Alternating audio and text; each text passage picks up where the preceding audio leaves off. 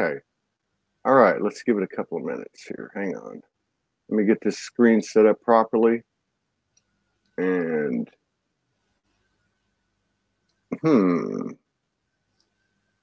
let's see here.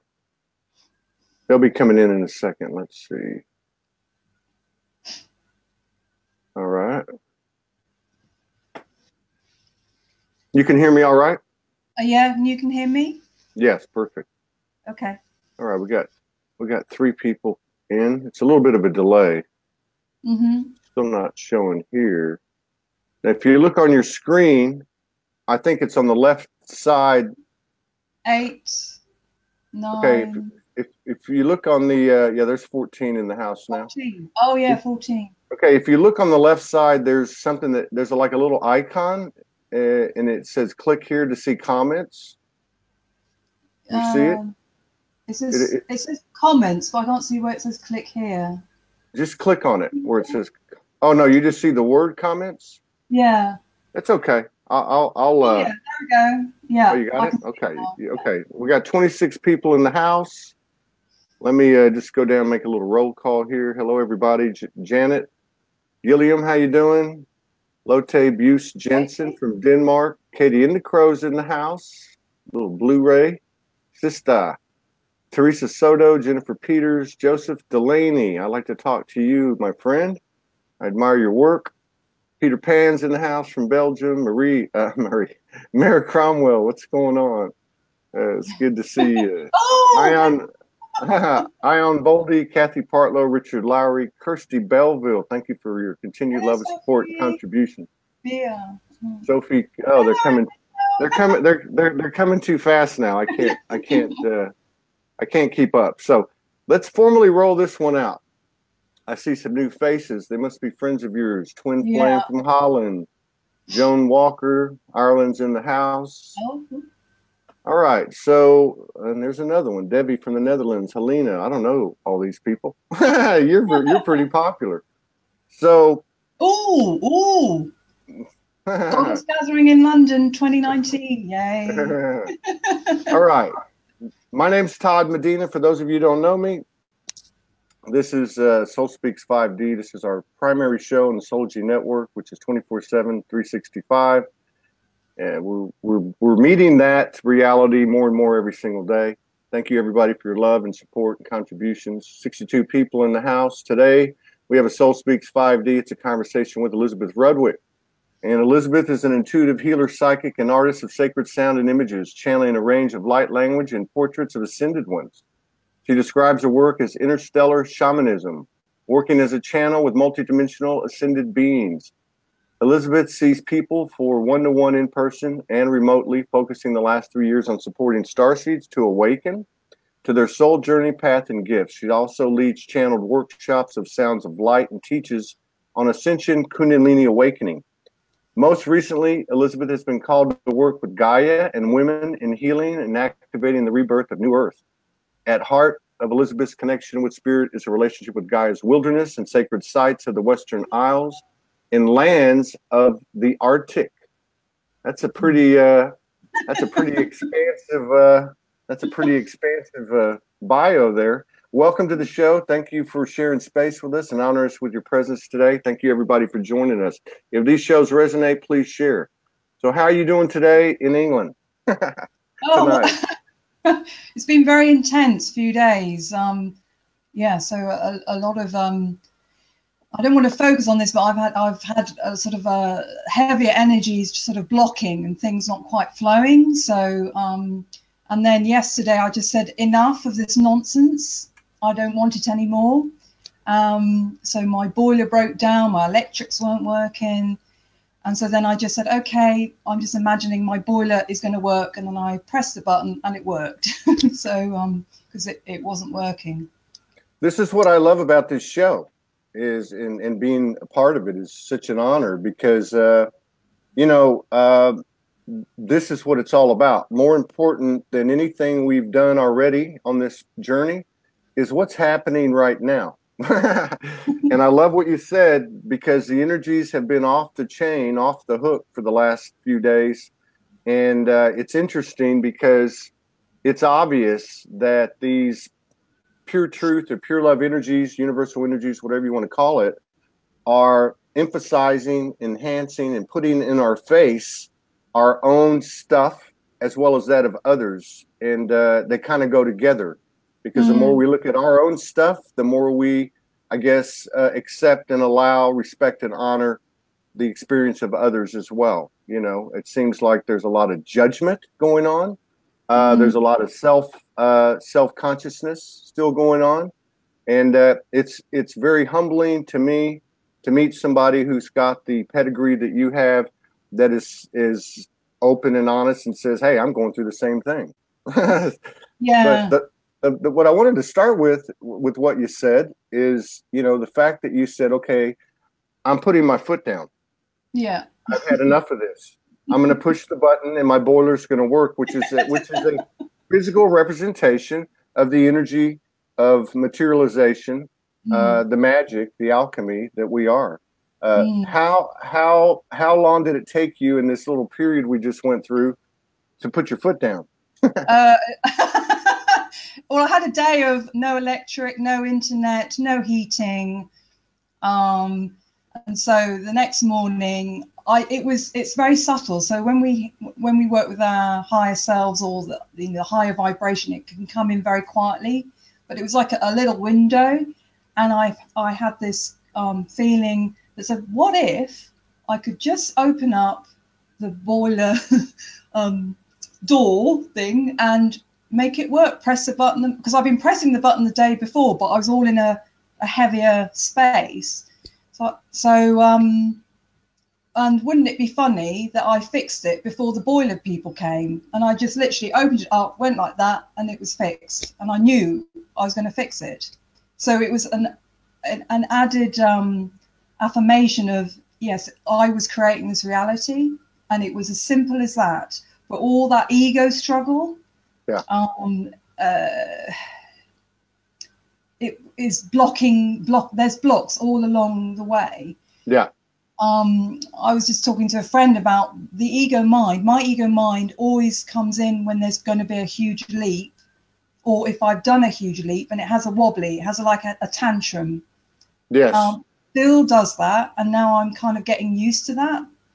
Yeah. But, it won't ever go away, so it's kind of just sort of working with our ego mind as we make these big leaps. Yeah. So and I like what you said too, because for one thing, and I feel the same way. Okay, and let me just preface this comment and question. So, like I think it was yesterday or the day before, for the second time for me, and I know people experience this, I haven't. But for the second time, I actually experienced like rising above the earth and looking down at the earth. And I could see the energy, which I'd never really seen it visually like that. I see it in my work all the time, but it's not like visual. And I was observing that, but then I saw I will call it my ego voice over here. And then I saw my aligned aspects over here, and it was kind of having a conversation. And I was observing the ego voice, throwing a tantrum and saying, look at those people over there. What's their problem? And then my aligned self was saying, look at yourself. What's your problem? And but it was softer. It wasn't like judgmental. It wasn't like demeaning. It was accepting and allowing, and almost like taking that inner child into your heart. Yeah. And saying, hey, it's okay. You're not doing anything wrong. You're aware now. And I'm a big believer in that the awareness itself is the frequency of wisdom, just being aware, because from there, we start to catch up with it. Now, you work with a lot of clients, correct? Yeah. Right? Now, have you seen an evolution over the last few weeks of what they're experiencing? Yeah, immense. Absolutely immense. Where people are now being able to shift major things really quickly and with ease. I'm also getting a lot of women who are energetically pregnant with new earth, so their bellies are extended. People are much more, so they keep coming my way. So I'm like, okay, there's a reason for this. Yeah. It's immaculate conception gone Yes. crazy. Yeah, On because steroids. we are divine beings. We're stepping into our multidimensionality. The Kundalini is being felt really strongly. And I'm working with people in the land with the Kundalini dragon energy in the land, and working with people so they can feel that Kundalini in themselves. And so when women feel that it's rebirthing from the sacral, and it's activating, we are physically holding new earth. We're embodying this energy. So people who are new to all this, or kind of are waking up, are going, oh my God, what's going on? Yes. And they're coming to me and I'm going, oh yeah, that's fine, come along here. Well, that's what Lisa Transcendence Brown talks about. Yeah, she talks about the body has to ascend. And she talks about, I remember her talking about this a few months ago on the show, how you start to look pregnant. And she wasn't just saying it was unique to the divine feminines, it was the divine masculines as well. And a few weeks before I arrived to Hawaii, I started eating a lot. My stomach started sticking out more than normal. And but I think there's something to be said for that. I've had some root and sacral movement over the last week or so, 10 days, that I know is somehow related to what you're talking about. Now you talk about the dragon energy, and I've been writing about the dragon energy since I got to Hawaii 4 weeks ago. It's been very prevalent here with me, and I have also noticed that people have been writing about it around the world. What is your experience with the dragons? What's your relationship with them? How long has it been going on, and where's it at today? Well, I've been drawing dragon images on and off for quite a number of years, but I haven't been consistently drawing until I kind of had a further awakening in 2016, when suddenly I've just been drawing and drawing. But I've been called to go to Wales a lot, and that's where I had my first awakening in Wales. So the dragon energy is palpable when you cross this river. You can feel it in the land. And most recently, I had a journey to sort of the core of divine being in, it's beyond words, really. Yeah, of course. Source. And I became part of divine dragon source energy. Right. And you aligned with it. Yes, completely kind of disappeared. And then I asked my stars soul family guide team, what do you want me to do next? Just an open question. And they just went, dragon codes, dragon codes, dragon codes, dragon codes. Like, whoa. I'm like, okay, that'll be it. But it was had that real strong energy. And also feeling it in the land. I felt near me there's a spot on the heath which is it's a portal. So I've seen the veil is very thin, and other multiverses have come through, and beings have come through. Like I've walked through liquid light at the same time, being in this dimension. And seeing people, walking and. Now, has this been occurring recently, or has this been going on for a while with you? Since 2016, it's been I've been having so much happening. It's been like it's like, I don't know, every week something's happening. But then I've always been psychic and sort of aware of things since a child. But my awakening was like many people in 2012. But then there was a gap where I didn't quite know what to do with that awakening, because it kind of literally blew my mind. And I didn't know anyone else to talk to about it. And I was in the alternative spiritual scene, but no one was talking about multiverses. And I mean, I didn't know what words to put to what I experienced. I love this comment by Sarah Bishop, which kind of describes, I have a feeling describes very well, the dragons. And she says, describe the experience. Then the dragon energy helps transmute and release any negative vibrations, no matter what the speed bump. Another way to put that might be, I don't understand what all these dragon codes are, but I don't have to. I can just move forward knowing I'm aligned and in good shape. But my ego mind always likes to have everything planned, which makes it all would make life very boring. But so I'm like thinking, okay, well, it's not that boring. I do lots of images and drawing. And I was thinking, oh, that dragon codes, it'll be in images, you know, automatic codes. And then I did my last light sounding where I gong and I sing and sound with the gonging and open up and within and outwardly.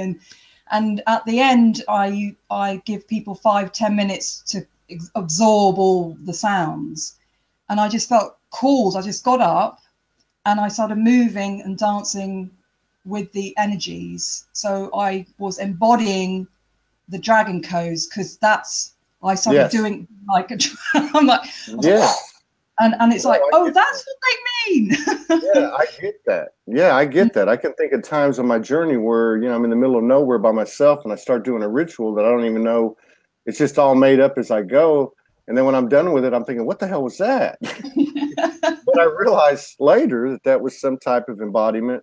I just didn't understand it at the time. And so I see there's a gong behind you. I understand tonight you're going to demonstrate for us the dancing and the dancing and the gonging. So how long have you been doing the light language? Is that part of the gong? Is that part of the dancing as well? The light language since 2016. I heard someone mention the word telos and my heart completely expanded. And then I don't quite know how it happened, but I very quickly found Laurie of Lemuria, Laurie Ladd, and she did a Skype journey with me. And even before we even start the journey, my Lemurian family were in with me here at home. And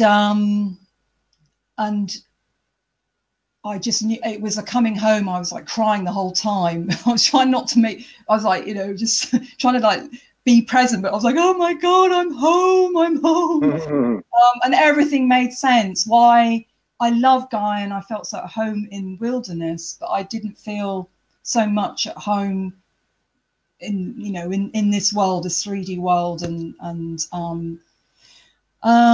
then it just started to happen. I don't know. I just kind of got the paper out and it was automatic. Automatic. And with, the gong I've had since, I don't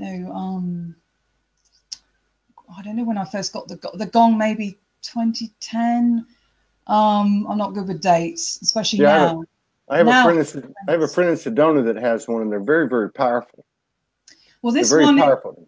Yeah, this one is I only wanted one, and it's Sedna, and it's an Inuit, named after the Inuit goddess, and the planet that's named Sedna.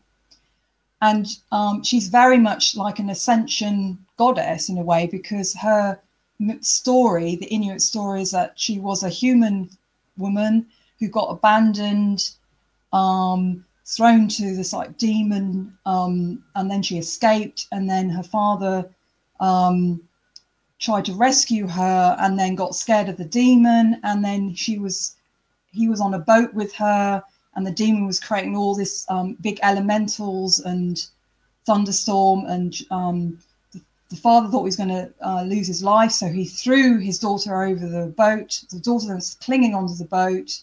He then chopped her hands off and she sank to the bottom of the ocean. And then she transformed and transmuted into a goddess of all creation and life in the ocean. And out of where were her hands or fingers, it depends which story you read, she birthed whales and dolphins and all life. Sounds like a brilliant description of the ascension of every one of us. Exactly. That resurrection, push you out of the boat, push you out of the nest. You're on your own. No one's going to save you.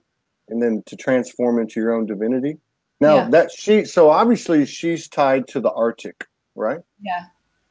How did you become involved with that culture, that frequency? Was it through past life memory, or how did that happen?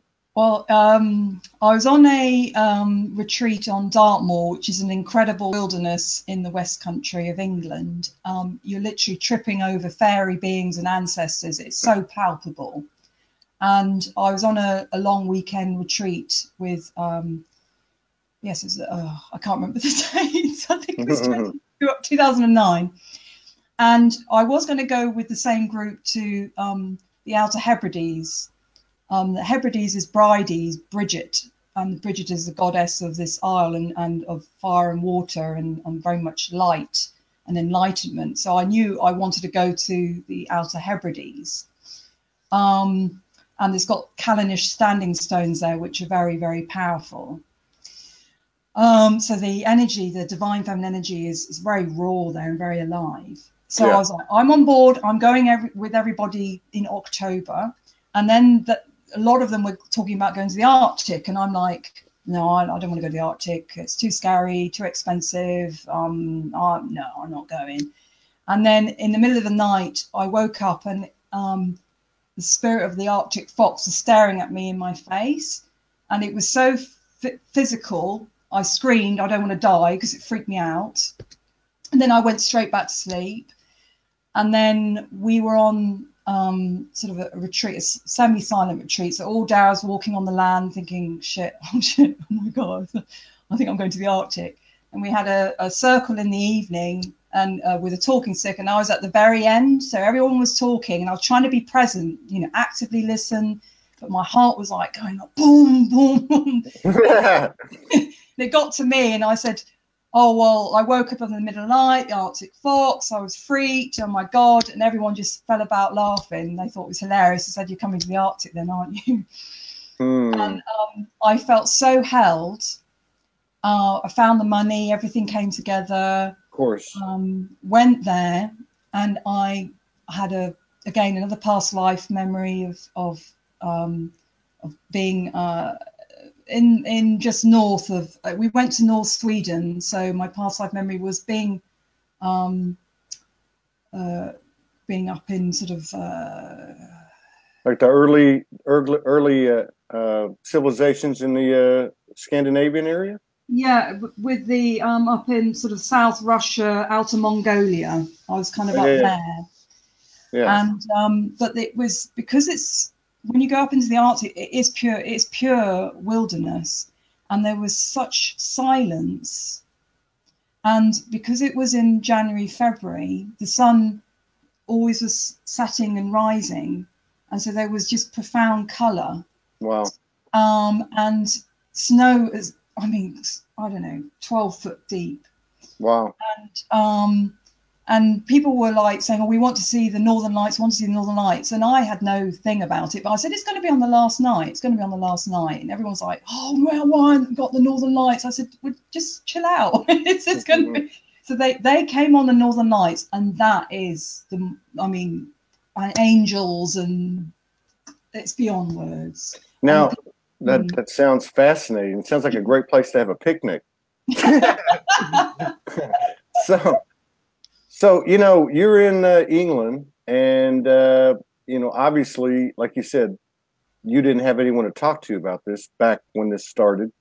But we all know that Avalon, England, that whole area, the Gales, it carries huge ancestral lineage and power, and there's a lot of portals.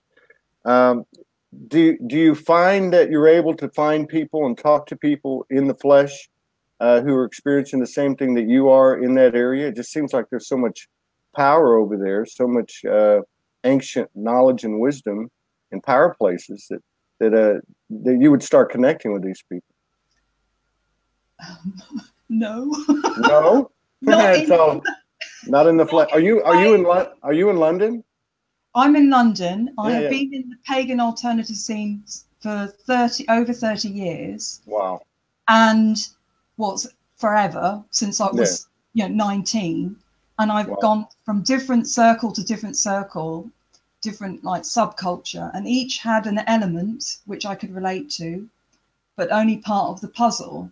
And I could never quite fit in totally in one of those circles, because they're quite insular, Yeah. focused in where they're being, and very much tradition. And there's been quite a lot of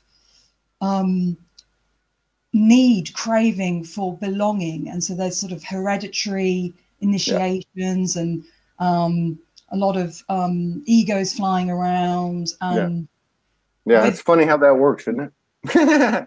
But so you took a piece of a little bit of this and a little bit of that, and you're the evolving, expanding composition of all that, sounds like. We're going to have to introduce you to some of our friends. We have a really strong network in London. I think it's the second strongest city of support in the Soulology network. Oh, wow. Okay. Yeah, there's quite a few people, quite a few brothers and sisters in that area. And then in some of the surrounding areas like Glastonbury and all that. Now, in terms of the light language, do you use that in your one-on-ones? Yeah. How do you, is that how you do it? Yeah. And, yeah. Well, go ahead. All right. Well, it's just the energy vibration of the communication, for want of a better word. So it's the sound and the vibration and the intention. Yeah. And I also would move, that comes like in a bit like symbols. Yes, so with sound and with movement and intention. But since I've been working kind of more traditionally, shamanically, I've always channeled and heard other beings and spirit beings. So that's what I was going to ask you. What I was going to ask you was, you know, I've shared space with quite a few people that do light language, and sometimes when they're doing it, they will go in and out of the light language and speak English and say this is what's coming in. When you receive light language, are you getting information that you can verbalize in the human language? Sometimes it depends whether I'm more trans channeling or whether I'm lighter sort of that's not quite, we're talking about light language. So if I'm kind of more in the void, and I'm less present, I'm kind of my ego isn't there, and I suppose more trans channeling. I'm not there to kind of go, oh, this is this, and hello, this is whoever's coming in. Yeah. But sometimes I'm more present, so I will say, this is who is coming in. Yeah. It depends. I can be very fluid on what the intention is. So sometimes I get so much coming in. It's so vast, and also within a higher dimensionality, that's not always so delineated. Yeah.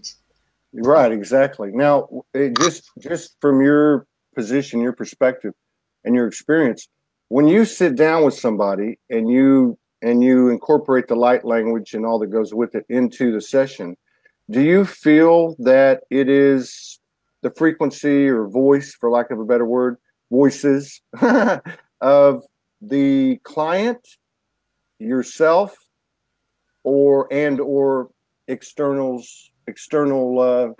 frequencies or essences? Do you think it's I mean, I know ultimately it's all one, but do you feel like it's that the client's higher self's participating, for instance? With everybody who I work with, well, especially one-to-one, but and groups, if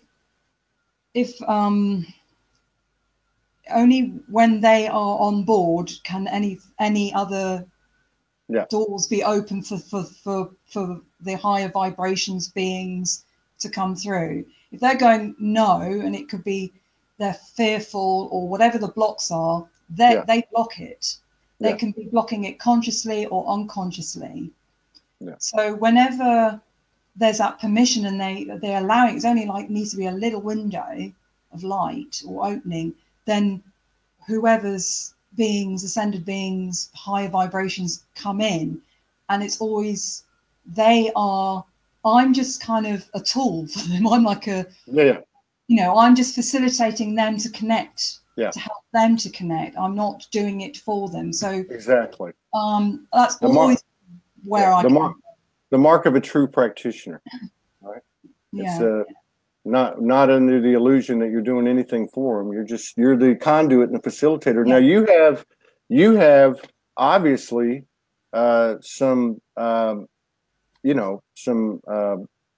recollection or memory from an organic standpoint with the Inuits and the Scandinavian that you were talking about and that type of thing. Do you have galactic connections, and if so, what are they? Yes. So after my first journey to Telos, I did a second journey and connected with my star soul family origin, and that was so near, very high vibration. They're kind of formless and in void. And when I came back from that journey, I had an ego wobbly for 2 days because it just freaked me out. I'm like, I disappeared. What is an ego wobbly? Fuck, I don't want this. It's too scary. Fuck off. Not what I planned. Oh, shit. Want me to do that shit?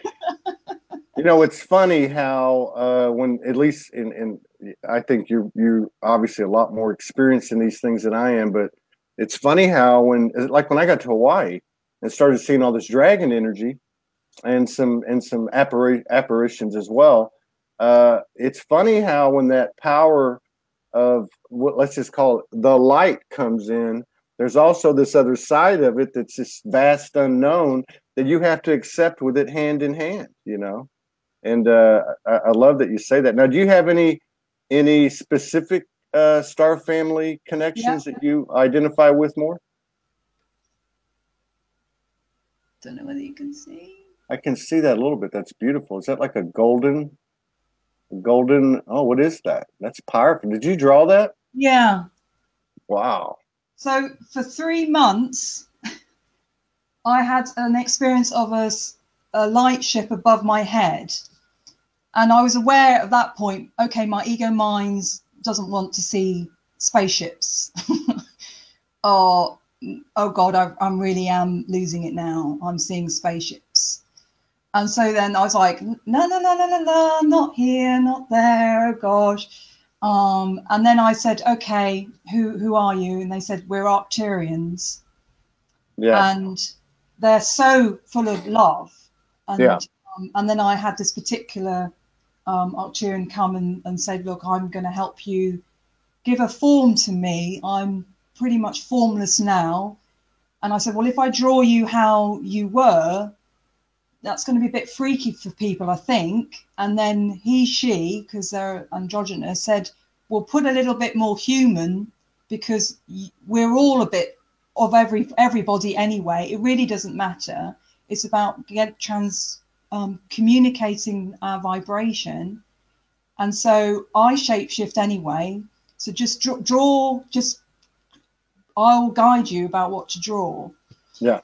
So that was my first real active communication conversation. But what happened was I started getting clients. I totally shifted my work because I had a month of a migraine with light coming in every night.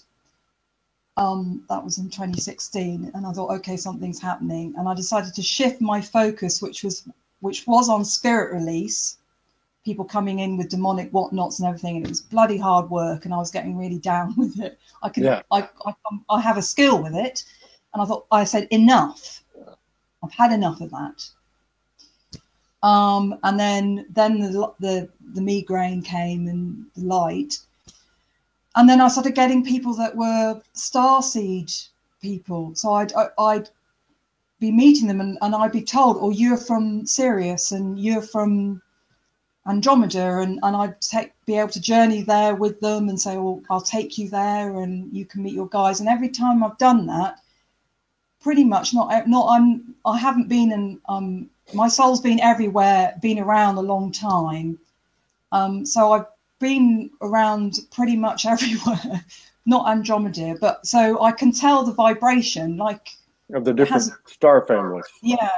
Let me interrupt you for a second because we're getting a couple requests. I'm going to put the screen on you for a second. Can you put the picture back up? What do I do? The picture. No, the drawing of your. Yeah, they want to see it again. There you go.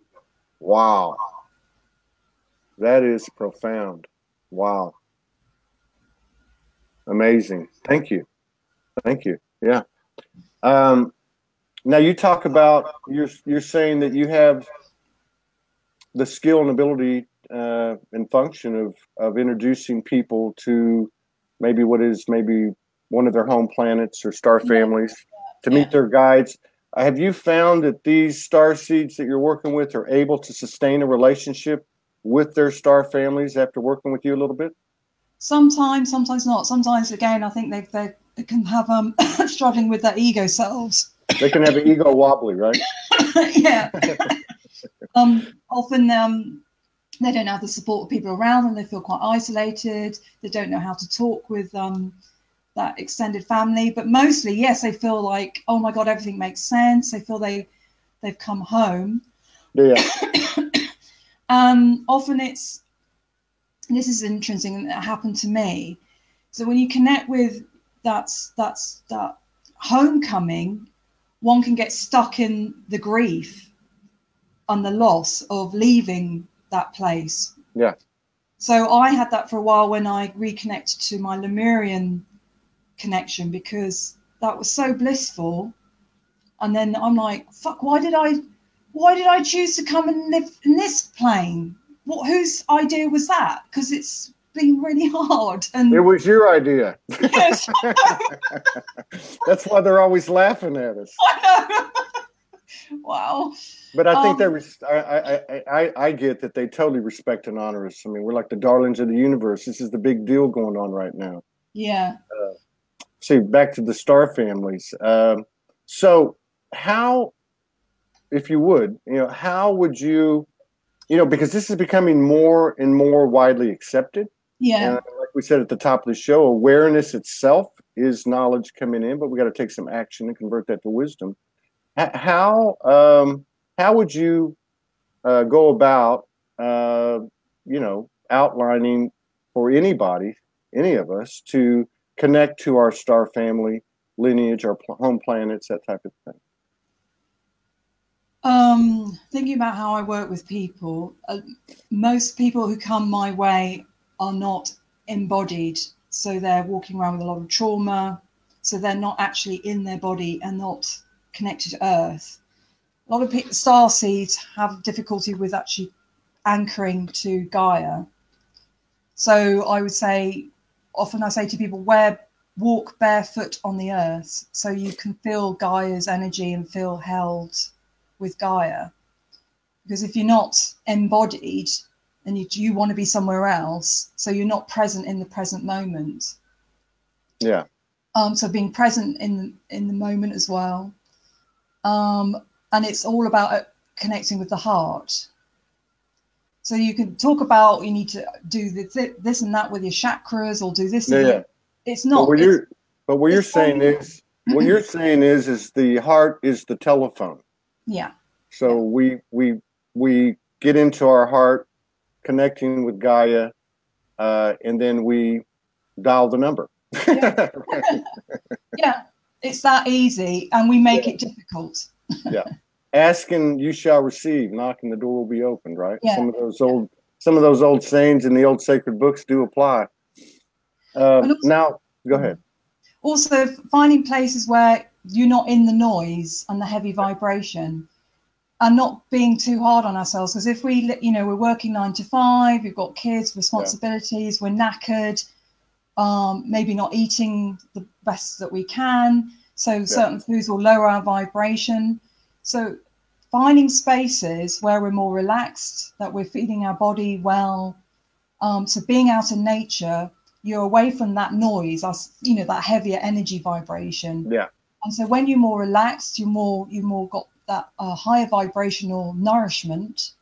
Then you and also tuning into the beauty that raises your vibration and opens your heart, and then that's when the higher dimensional beings or whatever beings can come and connect. And it is all in us there. It's just we were surrounded by, I call it noise, but what we feed our bodies. In fact, I was having a conversation with a dear friend today who was talking about sugar. You know, you've got caffeine, carbohydrate, all those substances that we use to try and escape and deal with being in the world that we're in. Yeah, so being, you need to kind of, that sounds like I should. So away from the needs and shoulds, but sort of listening to ourselves. And for me, when I've asked for teaching dreams that have guided me, I've asked give me a dream to help me on my path. Give me a dream to help me, guide me to somewhere on the land that can help me on my path. And it's always been in the land that I've had the biggest connections with my starseed families, not in noise. Yeah. Mine's been for 7 years, find the path of many trees. And every now and then I'll be walking down the street and I'm like, oh my God, I'm on the path of many trees again. And typically that's when there's, maybe it's because it's conscious, you know, it like triggers something on a conscious level. And then I know I'm about to get into something.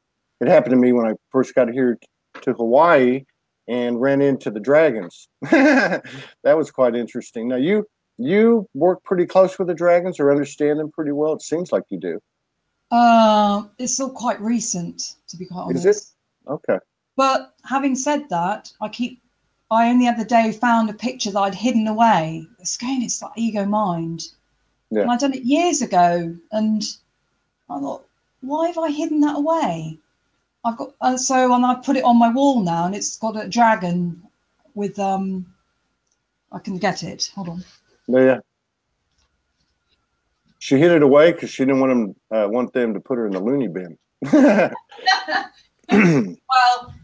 yes. It's funny. The sister that I'm renting a room with, she pulled out a drawing her son did like 30 years ago the other day. Oh wow! Here, let me put the screen on there. Wow, that's beautiful. So there's a baby. Yeah. I see it. Oh yeah! Wow. Can you put that a little closer? Oh yeah. Y'all can see the fetus inside the womb there. Wow, that's a fascinating picture. That would make a hell of a tattoo. Yeah. Very cool. Now, do you feel that the dragon energy has a specific type of message? Because it's been very prominent in the last month or so. With the stuff I've been seeing on news feeds and with people, what they're writing about and talking about. For me, it's a divine feminine source energy and connected with Kundalini. So for me, I'm still exploring. Well, we always explore, but they're I don't know whether it was a couple of years ago. There's very much a bit like Avalon. So my brain goes all over the place. That's okay. We're multi-dimensional. We all get you. Somebody I was going to connect with, I was tuning in and I got the word Avalon, and I've actually resisted and felt no connection with the word Avalon. Me personally, I couldn't get on with the Myths of Avalon, the book, and like the whole King Arthur, unrequited love. I'm like, I just couldn't get on with it. But then when I heard the word Avalon, I felt the vibration. And I thought, actually, there's a fifth dimension Avalon. Yeah. It's got nothing to do with the myth. Yeah. The myth had elements of that. Yeah. And then I understood. So you've got dragon energy throughout that. Yeah. So that's, and then I experience there's celestial dragons. I experience there's celestial whale energy. So I experience whales have come. They're like star beings. They're I don't know. They've kind of they've been part of the web externally from Gaia, and then they came to be in the ocean and they're immense. Yeah. So there's an immensity and like to dragon, that they can be elemental and star vastness. Yeah. And yet we have that energy, like the divine flame in us, we have that kundalini. Yeah. Then there's actual dragons, like energies, beings that are in particular parts of the land. I'm to be honest with the dragons, I'm just sort of, and then I had that whole experience of dragon being the all. Yeah. I don't know, it's all kind of all interconnected. It's very prominent right now. And for me, I wrote a piece a few days ago, and I said, you know, for all the divine essences that I've come across, it's the most powerful one that I've come across, because and it is, for me, it's not all feminine, but it's a very, very powerful mother goddess type of feminine energy. But it's a type of power that I've not seen before. It's beyond masculine. It's got all the masculine, it's got everything you've seen plus some. But it's pretty amazing that so many people have been talking about it, and there's got to be a reason for that. Another thing I want to point out is what you said about Avalon. I was reading an article the other day, and I forget who it was. The gentleman was talking about how it's time for us to start looking at our mythology. Yeah. Because there's clues in our mythology. And a great point that he made was, you know, go back and look at this, because this stuff is real. It happened, but you got to remember, just like the sacred books and sacred texts and words of the prophets and prophetesses, so to speak, they've been altered. The stories have been altered and changed and fantasized. And like you said, the unrequited love and all the, you know, all the extremes of the polarities of this duality. But I think that's a great point. And they definitely seem to have been here as long as anything or anyone. That's one impression that I get. Yeah, ancient. Yeah. Beginning of time. That's what I get. Now, do you work much with the fairies and the element? Yeah. Like they were the first that kind of, since a child, I could feel them, see them. When I was, funny story, I was walking on Dartmoor. So before I went to the Arctic, and there's a beautiful path in the valley, and then I went over the stile. So I was kind of familiar with spirit beings and trees and in that way, and feeling beings of light in nature. And then it became really hushed and really, really quiet. So only just going over a stile, nothing had really drastically changed in the landscape. So I thought, this place is sacred. And I then walked round the corner, and there was this waterfall, and I sat down, and then this fairy being, who was about 8 foot tall, human looking, bit of a male, but he had mouse ears. And I was just like, why have you got mouse ears? And he was looking at me, you can see me. And I've had this happen a few times when I've almost like gone stumbling into someone's back room. Yeah. And they've gone, so he's definitely of the fairy realm. And then I had a dream where I was a fairy being, and it wasn't a dream. It was taking me back. Yeah. When I was, and I had the perspective of being a fae being, which was like a ball of light, and seeing the human realm and the motorway and the energy, and in the dream I'm with my kind of clan of fairy beings, and I see a human that I'm like, oh, I'm curious about, and my fairy clan is saying, why are you interested in them? and I could feel the energy of the motorway, but this human was slightly different. Mm-hmm. I was kind of curious, and then so I woke up and thought, oh, that's what it's like to be a fairy being. And then the various journeying I've done, so I can journey very much like with eyes wide open. I started when I was kind of in the shamanic worlds, where it's taught to journey with your eyes closed, and you go into the underworld or the upper world. But I was feeling it here, so I used to then just open my eyes, and I didn't tell them. I'm like, I'm not sure whether you're meant to do that. All along, I've had all along before 2012 things that I would just kind of do or experience, and then I'll just kind of pass on them away because it didn't fit their system. Right. Or I'd go to teachers and go blah blah blah blah blah, and they go, "Oh no." Put her in, get her a mental evaluation. Well, crazy's not crazy anymore, is it? No, now, no. Do you, and I leave this open to you, I'm not attached.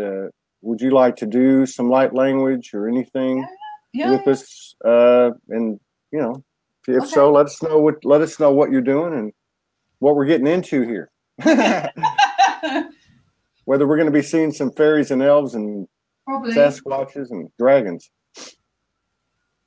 So this is my Inuit drum. Beautiful. Wow.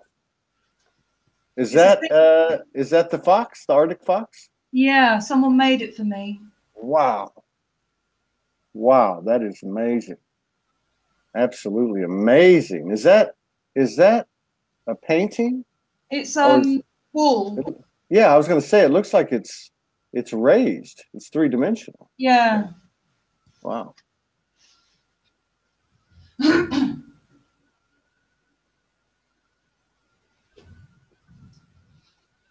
Well, this is this is a multi-dimensional being, not of Gaia, but connected with the Fae. Oh yeah, yeah. Wow, that's powerful. That looks like half fairy and elf and dragon. Yeah, a bit of dragon in there. Yeah. Yeah. So this has got a handle. Yeah.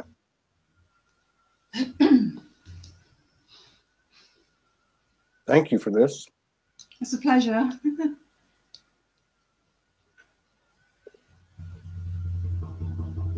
Does that sound all right? Yes, it does.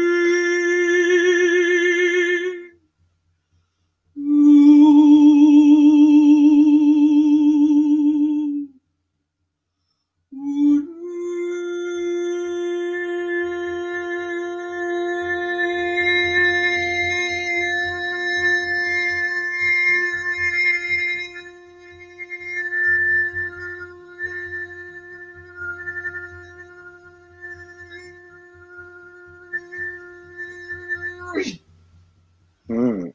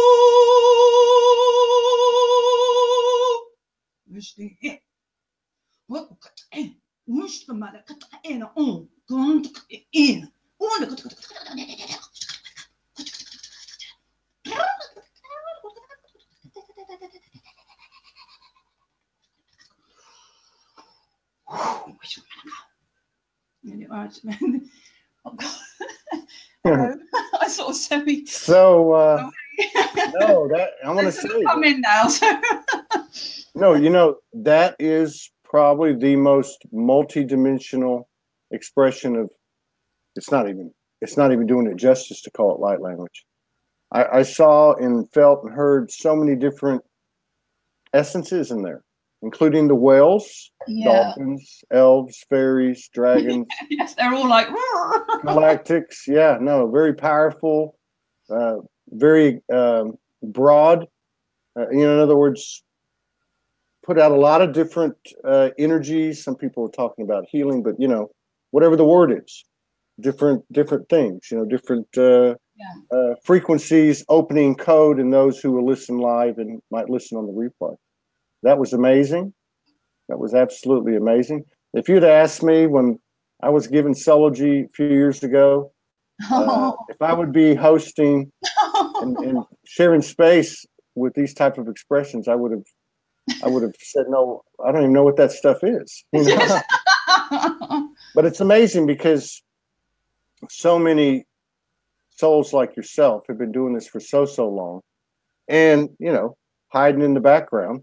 Yeah. But it's time to come out, and it's time to step forward and bring this energy forward, this sacred wisdom that doesn't really always come through in human words. It's beyond the logic, beyond words. So expansive, and yeah, absolutely fascinating. Absolutely fascinating. Thank you for staying after me and having patience. Oh, and I would love to collaborate with you again. Oh, me too. Absolutely. Have you recorded any of your stuff? Once this guy wanted to, he invited a few people. He's a music producer, and he invited me with a few others, and he gave me like a window of 6 minutes. He did 2 chords, and I improvised. I said, "Can I go in again?" And he went, "No, I want to record the other people." I'm like, I said, "I was just starting." But I've got a track now. It's very so it's on my website. Oh, it is? Okay. Yeah. And maybe we can do something along those lines. I like to blend music and sound and imagery with add as many frequencies. That's what Soulogy is. Continue adding frequencies to an ever expanding vibration, every expression, every show.